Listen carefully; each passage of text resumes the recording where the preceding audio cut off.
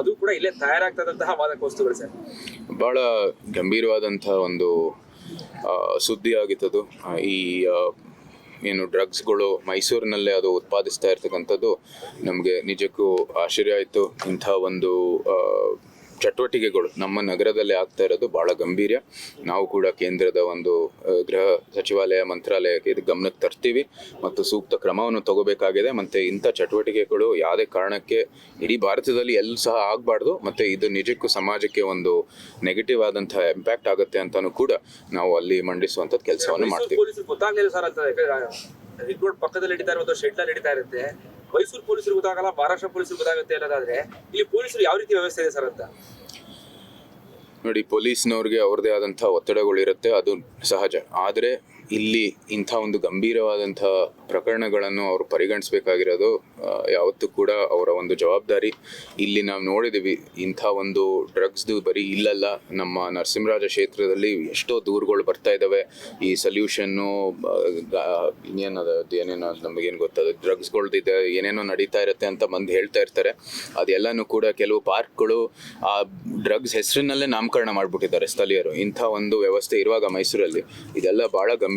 ಆಗಲೇ ಇದ್ರ ಬಗ್ಗೆ ನಾವು ಮಾತಾಡಿದ್ದೀವಿ. ಇದು ಸೂಕ್ತವಾದಂಥ ಕ್ರಮ ನಮ್ಮ ಏನು ಶಕ್ತಿ ಮಿತಿಯಲ್ಲಿ ನಾವೇನು ಮಾಡ್ಬೋದು ಕೇಂದ್ರದಿಂದ ಅದು ಮಾಡ್ತೀವಿ. ಆದರೆ ಸ್ಥಳೀಯವಾಗಿ ನಿಮ್ಗೆ ಗೊತ್ತಿದೆ, ಪೊಲೀಸ್ ಇಲಾಖೆ ಈ ಒಂದು ರಾಜ್ಯ ಸರ್ಕಾರದ ಒಂದು ಹೊಣೆ. ಅವರು ಸರಿಯಾದ ರೀತಿಯಲ್ಲಿ ಅವ್ರಿಗೆ ಶಕ್ತಿ ತುಂಬಿಸ್ಬೇಕಾಗಿದೆ. ಪೊಲೀಸ್ನವರು ಒಳ್ಳೆ ಕೆಲಸ ಮಾಡ್ತಾ ಇದ್ದಾರೆ, ಆದರೆ ಅವ್ರಿಗೆ ಎಲ್ಲ ಸೌಲಭ್ಯಗಳು ಕೊಡಬೇಕಾಗಿದೆ.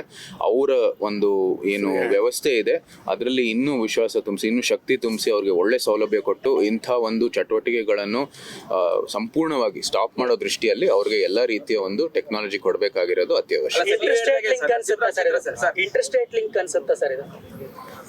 ನಾನು ಪೊಲೀಸಲ್ಲ, ಇಂಥ ಎಲ್ಲ ತನಿಖೆ ಮಾಡಬೇಕಾಗಿರೋದು ಸಂಸ್ಥೆಗಳಿದ್ದಾವೆ. ಅವ್ರು ಏನು ನಮಗೆ ಅವರ ಸಲಹೆ ಅಥವಾ ಅವರ ಒಂದು ಫೈಂಡಿಂಗ್ಸ್ ಪ್ರಕಾರ ನಾವು ನಿಮಗೆ ಬಂದು ಮಾತಾಡ್ಬೋದು. ಅದು ಅದು ಬರೋವರೆಗೂ ನಾನು ಯಾವುದೇ ರೀತಿಯ ಘೋಷಣೆ ಮಾಡೋಕ್ಕಾಗಲ್ಲ. ಇದು ಒಂದೇ ಪ್ರಕರಣ ಅಲ್ಲ, ತಾವೇ ಗಮನಿಸಿದ್ದೀರಪ್ಪ ಮಾಧ್ಯಮದ ಮಿತ್ರ. ನಮ್ಮ ಉದಯಗಿರಿ ಠಾಣೆಯಲ್ಲಿ ಏನು ನಡೀತು, ನಂತರ ನರಸಿಂಹರಾಜ ಅಲ್ಲಿ ದಿನನಿತ್ಯ ನಮಗೆ ಕಂಪ್ಲೇಂಟ್ ಬರುತ್ತೆ. ಸುತ್ತಮುತ್ತ ಇದು ಕಾಲೇಜ್ಗಳಲ್ಲಿ ಇದರ ಒಂದು ಮಾರಾಟ ನಡೀತಾ ಇದೆ ಡ್ರಗ್ಸ್ದು ಅಂತ ನಮಗೆ ದಿನನಿತ್ಯ ಶಾಸಕರ ಕಚೇರಿಗೂ ಬಹುಶಃ ಬರ್ತಾ ಇರ್ಬೋದು. ದಿನನಿತ್ಯ ಈಗ ದೂರುಗಳು ಬರ್ತಾ ಇದ್ದಾವೆ. ಹಿಂದೆ ಬರೀ ನರಸಿಂಹರಾಜ ನಮ್ಮ ಎಲ್ಲ ಯೂನಿವರ್ಸಿಟಿಗಳು ಕಾಲೇಜುಗಳಲ್ಲಿ ಇದರ ಮಾರಾಟ ಆಗ್ತಾ ಇದೆ ಅಂತ ನಮಗೆ ದೂರುಗಳು ಬರ್ತಾ ಇದೆ. ಇದು ಭಾಳ ಗಂಭೀರ. ಕೆಲವು ಸಂಸದರು ಕೂಡ ಈ ಒಂದು ವಿಷಯವನ್ನು ಎತ್ತಿದ್ದಾರೆ. ನಮ್ಮ ಮಂಗಳೂರು ಎಂಪಿಗಳು ಕ್ಯಾಪ್ಟನ್ ಬ್ರಿಜೇಶ್ ಚೌಟ ಅವರು ಭಾಳ ಇದು ಗಂಭೀರ ನಮ್ಮ ಜಿಲ್ಲೆಯಲ್ಲಿ ಅಂತ ಹೇಳಿ ಭಾಳಷ್ಟು ಕಡೆ ಇದನ್ನ ಮಂಡಿಸಿದ್ದಾರೆ. ಇದು ಇಂಟರ್ ಸ್ಟೇಟು ಇಂಟರ್ ಡಿಸ್ಟ್ರಿಕ್ಟು ಇದೆಲ್ಲನೂ ಕೂಡ ಇದು ಇರುವಂಥ ಸಂಸ್ಥೆಗಳು ತನಿಖೆ ಮಾಡಲಿ, ನಮಗೆ ಒಂದು ಮಾಹಿತಿ ಕೊಡಲಿ, ಅದರ ಪ್ರಕಾರ ನಾವು ಕ್ರಮ ತಗೊಳ್ಳೋಕೆ ಸಿದ್ಧ. ಹೊರತುಪಡಿಸಿ ಬೇರೆ ಎಲ್ಲಾ ಕಡೆ ಪೊಲೀಸಿಗೆ ಚೆನ್ನಾಗಿರುತ್ತೆ ಸರ್. ಆ ಕ್ಷೇತ್ರದಲ್ಲಿ ಈಗಲೂ ಕೂಡ ಟ್ರಾಫಿಕ್ ಅವರು ಯಾರು ಕೂಡ ಹೋಗಿ ಚೆಕ್ ಮಾಡೋದಿಲ್ಲ, ಸರಿಯಾದಂತಹ ಪೊಲೀಸ್ ವ್ಯವಸ್ಥೆ ಆಗ್ತಾ ಇಲ್ಲ ಸರ್ ಸರಿಯಾಗಿ ನರಸಿಂಹರಾಜ ಕ್ಷೇತ್ರದಲ್ಲಿ.